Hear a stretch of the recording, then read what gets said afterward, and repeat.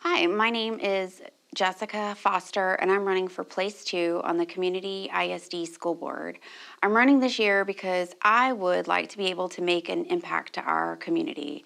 I'm a parent of 3 boys that have been part of this district for the last 10 years.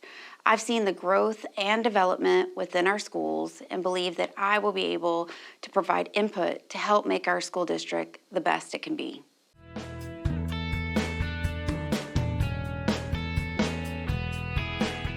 Not only am I a mother of 3 boys in the district, but I've also been working in the insurance industry for over 19 years.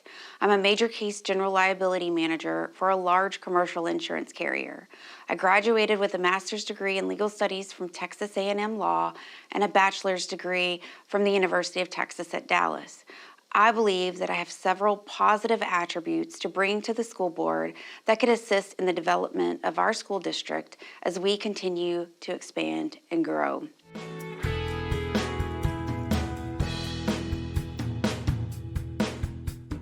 I would like the voters to know that I support our students, teachers, and community.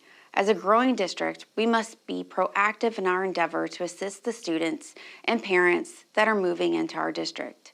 Maintaining our community culture is imperative as we grow together.